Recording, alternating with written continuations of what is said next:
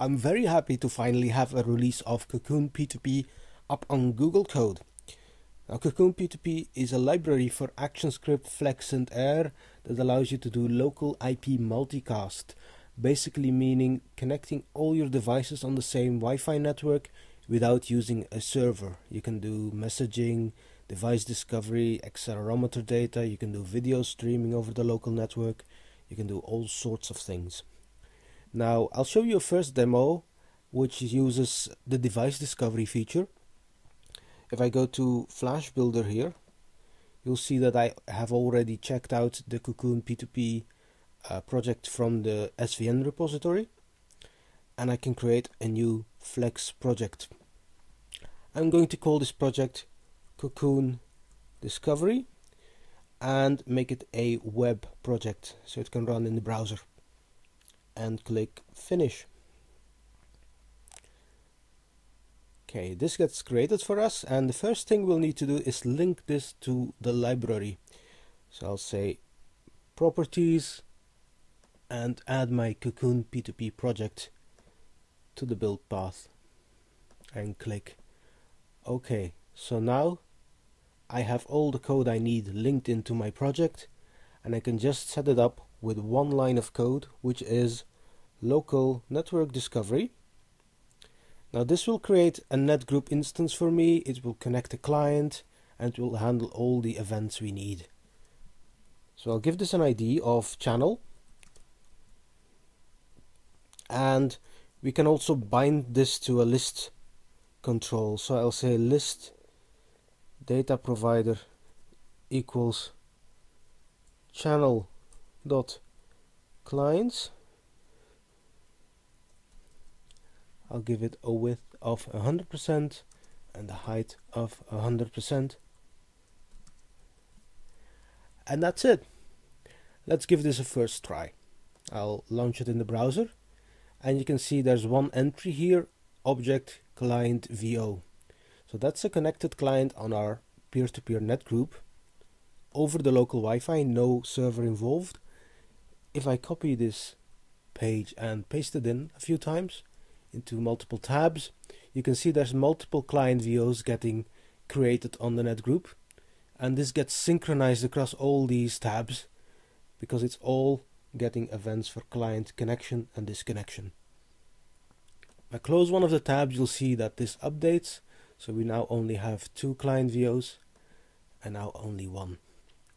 Now this client VO thing isn't very obvious. We'll need a unique identifier, and you automatically get this with peer-to-peer. You get a peer ID, which is a long string, and it's not really very useful. You'll want to set up your own client name, and there's a few ways to do that.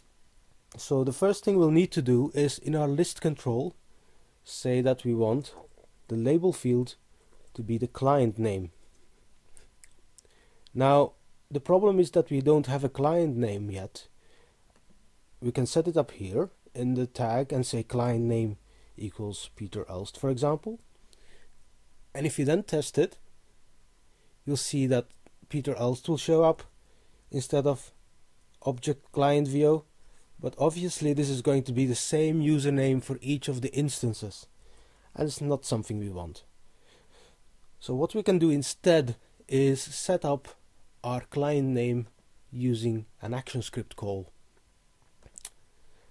That's going to be easy. I'll remove this client name from the tag and switch to design view.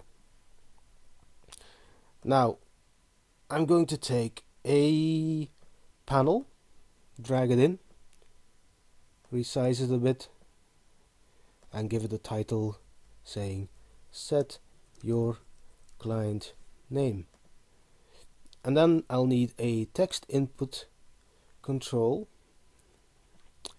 which I'll drag into this panel, resize it a bit, resize the panel again, and this text input control I'll give a name of client name underscore txt. And what I can do is, when this client name text changes, I want to update my client name on the P2P channel. So I can say on change channel, which is the name of our local network discovery tag, dot client name, the name of our client that gets connected on the peer-to-peer net group, equals client name underscore txt, which is a text input field, dot text. So every time this changes, the name on the peer-to-peer net group of my client will change as well. Okay, I can test this. I'll launch this and you'll see we have an empty entry here. By default, connected clients don't have a client name, it's just empty. But I can just say my client name here is Peter, and you'll see this update automatically. I'll copy this link, open it up into a new tab, and you'll see that name is persisted here as well. And we again have an empty entry here. So I'll put else here. I'll see that gets persisted as well. So if I move this out, you can see this change in real time. I'll say something like, isn't this cool?